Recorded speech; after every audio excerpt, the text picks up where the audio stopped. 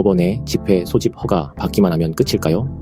아무 때나 아무나 그 허가로 집회를 열 수 있을까요?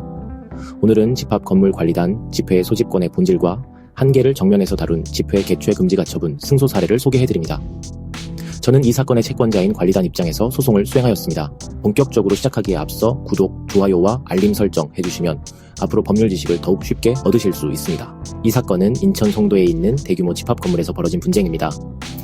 일부 구분 소유자들이 비상대책위원회라는 이름으로 새 관리인 선임 등을 목적으로 임시관리단 집회를 공고했습니다. 그런데 문제는 이 집회가 전혀 자격 없는 사람들이 과거에 법원으로부터 받았던 결정문을 내세워 개최하려고 했다는 점입니다. 채무자들은 우리도 구분 소유자니까 예전에 법원으로부터 소집 허가를 받은 구분 소유자들을 대변해서 집회를 소집하는 것이라고 주장했습니다. 하지만 채무자들은 법원의 집회 소집 허가 결정 당시 신청인들이 아니었고 신청인들의 자격을 승계받았던 것도 전혀 아니었습니다. 즉 채무자들은 과거에 있었던 법원의 집회 소집 허가 결정을 유용하려 한 것이지 정당한 소집권자가 아니었던 겁니다. 저는 소송에서 이 점을 집중적으로 파고들었습니다. 혹자는 이렇게 반문할 수 있습니다. 그래도 법원이 집회를 열라고 했는데 막으면 안 되는 것 아닌가. 그런데 이것이야말로 이 사건의 핵심이자 법원이 현명하게 판단한 부분입니다. 법원의 집회 소집 허가 결정은 8개월 전에 있었습니다.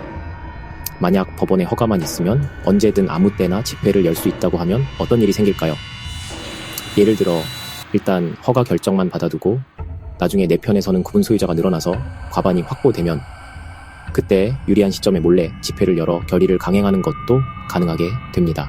그렇게 되면 절차적 정당성은 완전히 무너지고 구분 소유자들 집단의 의사결정 구조가 심각하게 왜곡될 수 있습니다. 이번 사건은 그 위험을 미연에 차단한 의미 있는 결정이었습니다. 법원은 채권자 측 주장을 전면적으로 받아들였습니다. 첫째, 채무자들은 과거 법원의 집회 소집 허가 결정의 당사자가 아니므로 소집권자가 아니다. 둘째, 법원의 집회 소집 허가 결정일로부터 8개월 이상 지난 시점에서의 소집은 실효된 것으로 본다. 셋째, 집회의 소집을 요구하기 위한 정족수 요건도 충족되지 않기 때문에 더욱 무효 소지가 크다. 넷째, 이러한 상태에서 그대로 집회가 강행되면 법적 분쟁과 혼란이 확대될 우려가 크다. 결과적으로 법원은 이 집회의 개최 자체를 금지하고 효력 있는 가처분이 되도록 공시 집행까지 명령했습니다. 이번 사건이 주는 메시지는 분명합니다. 법원의 소집 허가는 소집 자격이 있는 자만 행사할 수 있습니다.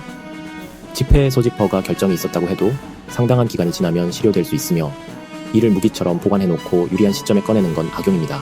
제가 이 사건을 맡으며 가장 집중한 부분은 과거의 집회 소집 허가 결정에도 불구하고 어떠한 법적 근거로 그 실효를 주장, 해석할 것인가 였습니다.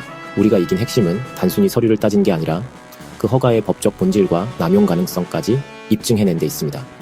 이처럼 면밀한 법률적 검토를 시작으로 결과를 뒤바꿀 수 있습니다. 법원의 결정은 단순한 금지가 아니라 공동체 운영의 질서를 세우는 의미 있는 기준이 될 수 있습니다.